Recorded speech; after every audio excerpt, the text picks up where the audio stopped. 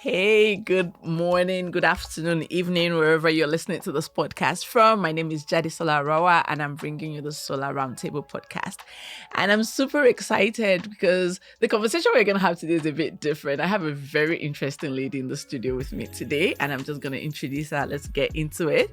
I have Dr. Temilade Sesan, and she's a social researcher. I think it's like social development researcher is what she is. So yeah, I know. Even me, I'm curious to know what that means. So Dr. Temilade, welcome to the studio. Thank you. Awesome. So do you want, we're pretty informal around here. So do you want us to like insist on, because when people get doctorates, it's a big deal. If I was a doctor, I'd insist that you call me Dr. Temilade. So should we go with the Dr. Temilade? Fine. Oh, okay, cool. Interesting. So thank you very much for joining us, and we're very excited to talk to you today. Happy to do So like on the show, like the reason we have this podcast is to kind of like just break down that whole renewable energy space and energy access to like the layman on the street, and just talk in a very non-technical, very practical way, talk about the impact of the work that everybody within the space does.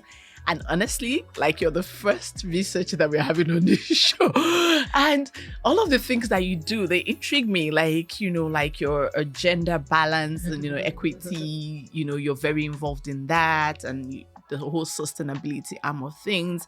So tell us a little bit about how you found yourself in this pretty niche space. Because you talk to most people on the, and I'm like, I don't know, I just started and I just found myself, So did you just find yourself, or how did this start for you? Thank you very much. It's a pleasure to be here. So I think it's a bit of both, accidental in a sense, but also quite deliberate. So I am a social development researcher. That's a bit of a mouthful. I had my PhD in sociology and social policy. Wow. That's the broad field. But I looked at the issue of energy access, in particular cooking energy access. And if there's a phrase that defines the work that I've done since then, it's social inclusion. Right? So we're talking renewable energy, but we're talking about who's included and who's not.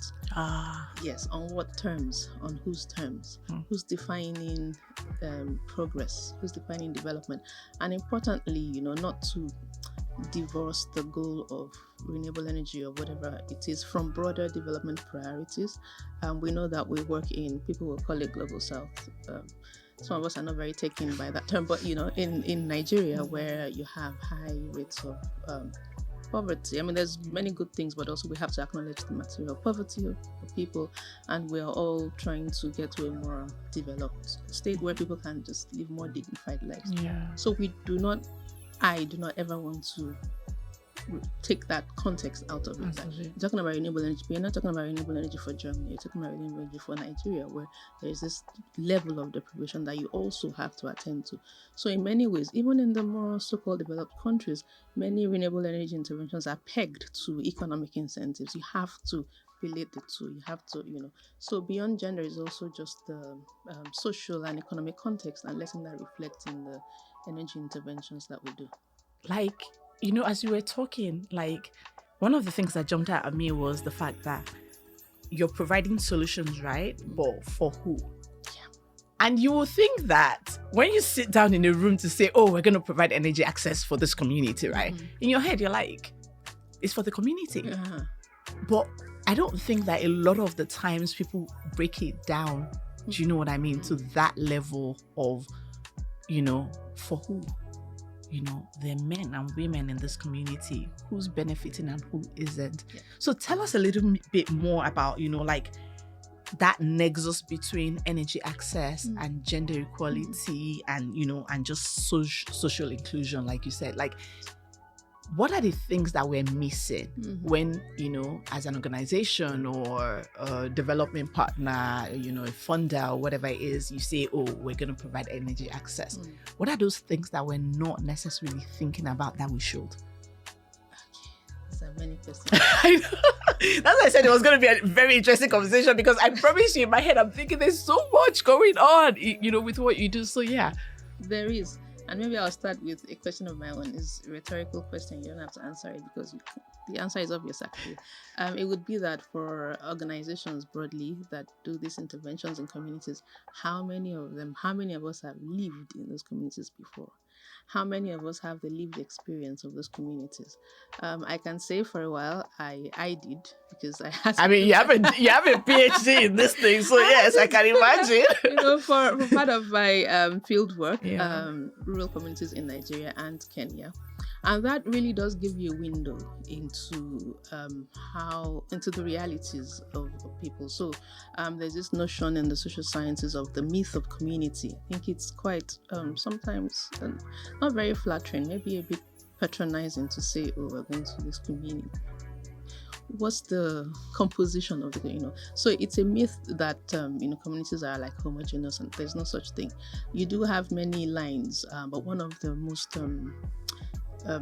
consequential would be the gender lines, because men and women, just because I'll try to simplify this, men and women just have different starting points, right? Different baselines in terms of access to resources. I'm sure you found that in your work, like even access to capital or collateral, for example, for accessing capital. You have many places where women are not allowed to inherit. You have places where, like, for real, women are not even allowed to keep the proceeds of their enterprise. Because for something like palm oil rather, in the Southwest, you have women, the only thing that they are entitled to is the waste after the palm oil has been extracted, because the lands are owned by men. And it's women that process painstakingly and sell, but the proceeds have to go to the man, like, culturally, or male relatives. This is the point where I say, hey, God, do. Like, these are the issues, right? And so you want to be providing energy, some kind of intervention for that kind of community. Actually, it's more likely that if you were to provide, say, a more efficient machine that used electricity, for example, the beneficiaries, unless we are very deliberate about, will be oh my goodness, the greatest beneficiaries would be men, because ironically, it's so many contexts where technology has been introduced and so makes the job more efficient, faster, more profitable, and then suddenly it becomes something that the men didn't want to touch, to becoming a male dominated industry. So, like, because they see profits there, and they just go there and then edge out the women. And it's just you breaking it down, like, because again, I promise you, I've never thought along those lines. It's always like, oh, like when you do something for a community, it's benefiting the community, right? But then hearing you break it down like this, it tells you how disenfranchised women can be in these communities. Unless you're deliberate about the action. Like, I feel like I should be taking notes. I feel like I'm in class. And I should be taking notes. I'm not even the best person to learn from. If you really want to know these things, just go a day in the life. Like, go and spend time. Like, again, when I was doing this research for my PhD thesis, I spent weeks actually living with regular people in villages, and just spend time hanging out with women, doing their cooking, like that. And you find out that the whole, just because of cultural expectations, like, she's just moving from one domestic duty to the other, to the other. So where is the time to even cultivate, the economic resources that might be available to her? So it just really opens your eyes in a way that no textbook could. In the social sciences, we call it ethnography. I'm not saying everyone should, like, go gangster and go and do that, but somehow sort of simulate that experience, because we really need to understand what's going on before we can start designing interventions. When are we moving to communities? I'm ready at this point. Oh, wow. So what you're going to find about this conversation that we're having today with Dr. Temilade, I'll call her Temilade, but let's put some respect on the name, is the fact that there's so many different aspects to the work that you do. Sometimes you have conversations with people and it's pretty straight-laced, this and that and everything. And I'm looking at my questions that I have for you, and I'm like, oh my God, my brain is buzzing, like there's so many places to go. But let's talk, I know you've done significant work in the whole mini-grid space, and I'm very curious to understand a bit more about that. But while we're on this topic, what is the nexus between energy access and sustainability? And, because that, your work also covers, quite a bit when it comes to sustainability. And I think that's probably a problem for most African countries, right? Is the fact that, that sustaining it. We've done this great work. We've done this project. We've done this. Sustainability.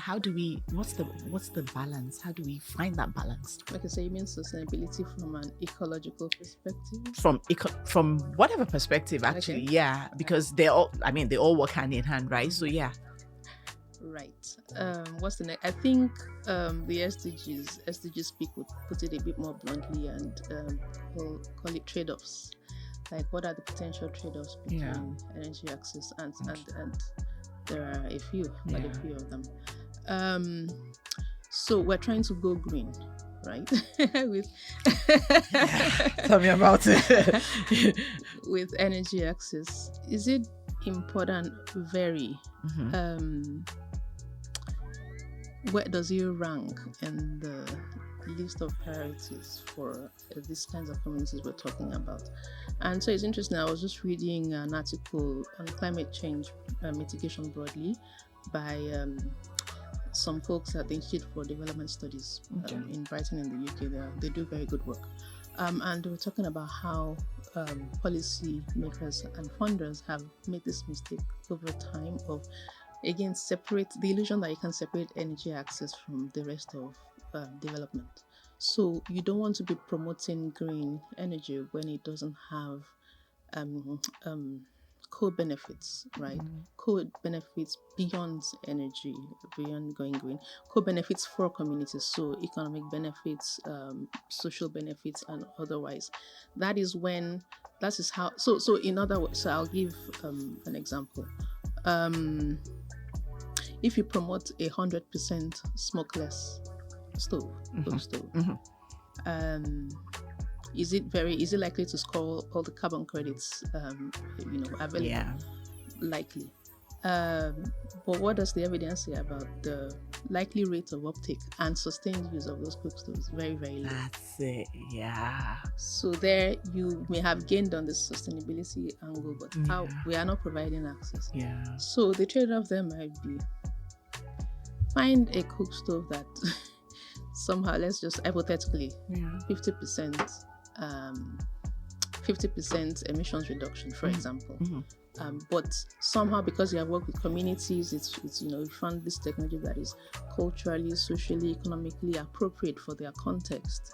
That's 100% efficient cook stove costs thousands of dollars. Yeah. But this one that is like at the level of the sustainability, especially from an ecological perspective, you have compromised on it, but you have increased energy access for the, and uptake as well. Uptake for now, and then we can sort of build on that in a few years, right? Yeah. So I mean, what I get from this is that interventions have to be tailored. It's not a one-size-fits-all type scenario. And even when they're tailored, right, you take in all of the nuances, all of the, do you know what? Yes. It's a lot of work. It is. And, I think if there's anything I'm taking from this conversation that I'm taking into my work is to make sure that when we do what we do, we're having the interventions or whatever it is, we're looking at all the different angles to it. Do you know what I mean? As opposed to like we're just going to provide this or we're gonna, that kind of thing. And I think it's a conversation that everybody has to be around the table for, and this is one of the things I love about doing this show, because I promise you, prior to this conversation, I had no idea, and I'm in the space. But one of the things you talked about is policies, and that takes me to my next question is the energy policies that we have in place now. And I'm going to put you on the spot a bit. Do you think the policies as they stand? No, first, I mean, a lot of questions in one question, right? Do we even have enough policies, right, guiding the space? And then the policy as they stand, right, is that what's going to take us to the promised land? And if it isn't, maybe give us like one or two things that we probably are aware of, that we need to be aware of, that can take us from where we're at to hopefully at least a step further in the direction we need to be going. Okay. So which policies are we talking about? The energy, there are several. Yeah, there's a lot. But I mean, the one that underpins, maybe we can be specific to renewable energy in this instance, right? So yeah, the ones that underpin the renewable energy space as it currently operates. So we're talking about the mini grid regulation, the clean cooking policy, and all of that. Maybe the first question would be who was involved in the making of those policies, how much consultation, because policies ideally should be made for people, not the other way around, not people for policies. Sometimes if policies are not realistic or not rooted in reality, it's going to have a hard time with implementation. We have no shortage of policies. I would say, in Nigeria. I think that we've come a long way. So those two policies that I mentioned, the clean cooking one and the mini-grid, I do know that there was a significant degree of attempt, maybe more than previously, to engage a broad range of stakeholders with that. One of those, the clean cooking one, was led by an NGO, a non-profit, and that's to say, for me, that highlights the role of those kinds of actors in this space, led but in collaboration with the Ministry of Environment and all of that. So a really good model to follow there, because then they're able to bring to the table those who should be included in those consultations and deliberations. And then, so those two policies, I think, there have been reviews, especially of the mini-grid regulation. It is delivering results, but arguably those policies are up against a lot of there's a lot of headwinds. Maybe what I will say is that the policies can only take us so far on their own.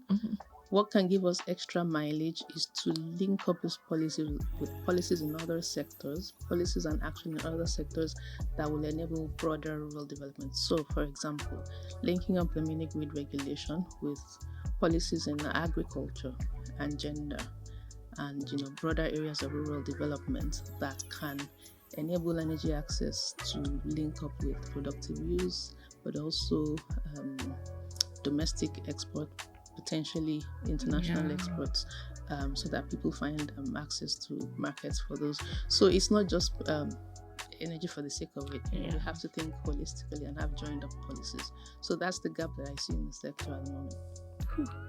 I mean, you're the doctor. How do we bridge the gap? Because and I see this as well, in the course of my work, I see the fact that it's almost like there's this organization isn't talking to this organization, but there's a lot of synergy that so how do we make this out? How do we make people talk to themselves? How do we bring the synergy? I know, still talking to about policies, talking to government now, who I believe they do have a responsibility to be accountable to citizens. I think it's just one government, so it irks me personally when you do. So you see it even at state level, they say, "Oh, something is not my ministry. It's not my business."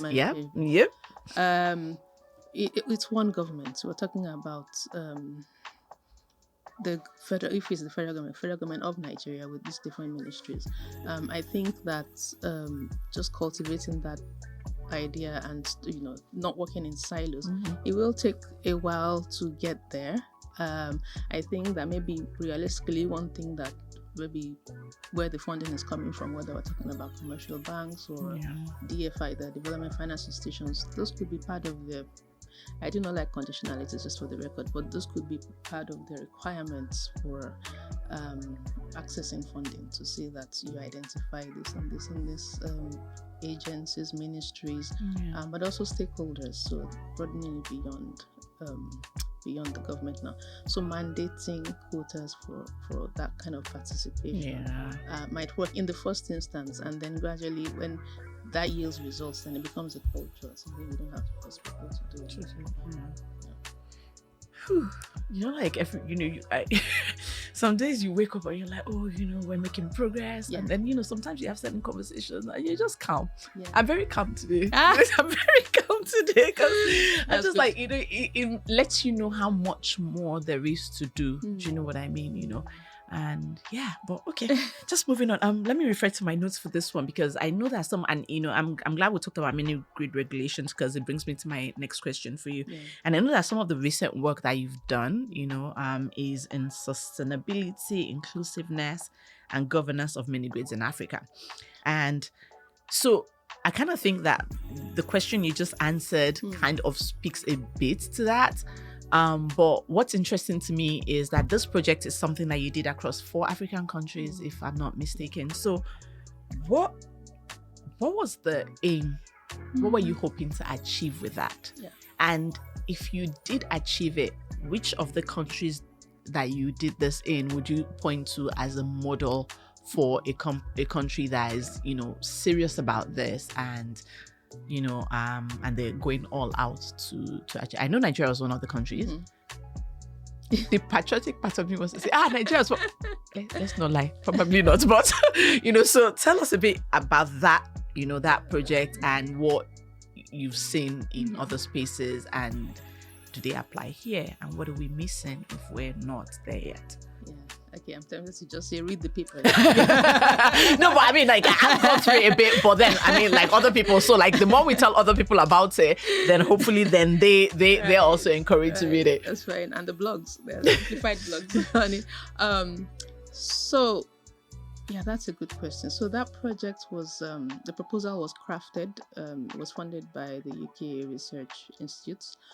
Was crafted against the background of, there are these mini-grid interventions sprouting up all across the continent, backed by donor money, government money, things like that. And we just, again, as we do as researchers, like wanting to take stock, like, who is monitoring these things? Who's looking at what's working and what's not? So that's what we basically did. And we're not looking at it from a technical angle, because we know in many ways, especially the solar mini grids cropping up, the basics of the technology are pretty straightforward, right? You have all those components of, there might be improvements in, say, battery and storage technology, but the basic setup,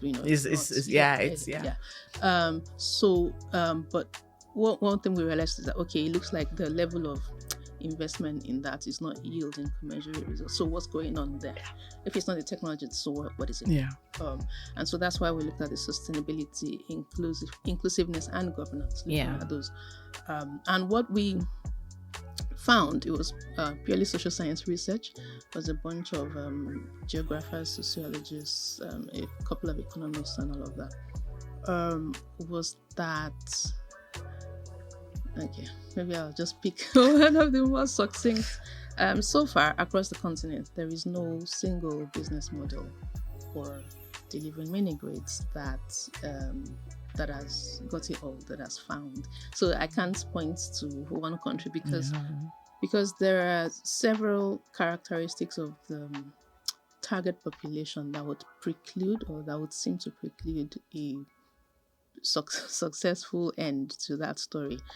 You have mini grids supplying power at multiple times the cost of grid electricity everywhere across the 4 countries, and you have communities where they are poorer and not as productive as most of them. So the idea of productive use then came in from the ground, like let's encourage productive use.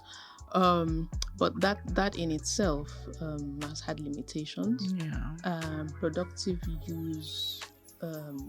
So one of the most insightful observations that we had was from a developer on the ground in Nigeria. This guy means business. He had deployed his team to do their own ground level research, and found that, from the interview excerpt, basically it's like all this productive use noise has to stop. Because it's nonsense, in his words, because from their own research on the ground, we found out that what are you using if the agricultural productivity levels are fundamentally low with smallholder farmer community, heavy communities, and so what needs to be is part of what I was saying about linking to other sectors.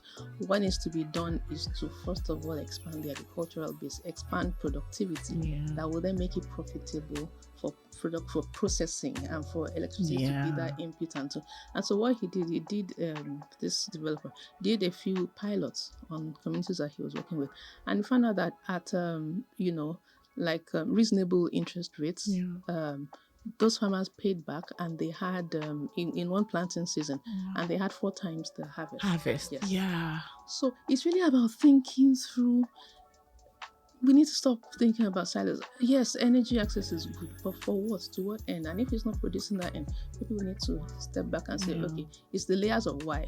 Okay, this is not working. Why?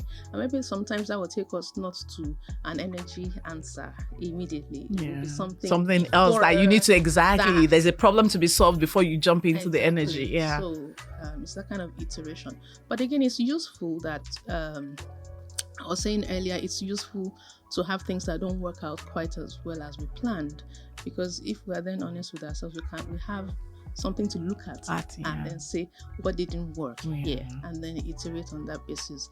It's fine. I don't say I like failure, but when I fail in my life, I try to embrace it. After all, maybe I'll do some hand wringing for a while, but I quickly snap out of that and then say, why did this fail? Exactly. What could I have done better? Yeah.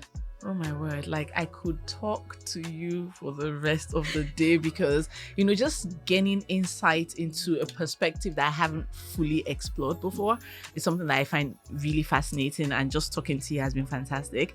And again, this is the why we do this show, is to look at this whole space and say, okay, what are all the different things that go into making the space what it is, and have those conversations on a level where everybody can understand, and I think that's what you've done today. You've taken us to school, but you've done it. You've been gentle with us.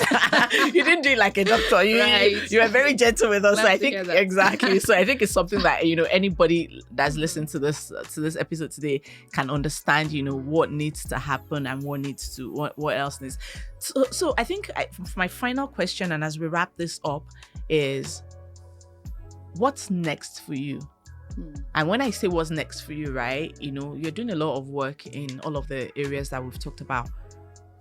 What would be that thing that would happen, say, in the next 3 years or the next 5 years that brings change to the whole, renewable energy space, that will make you feel like, my work here is done or is almost done?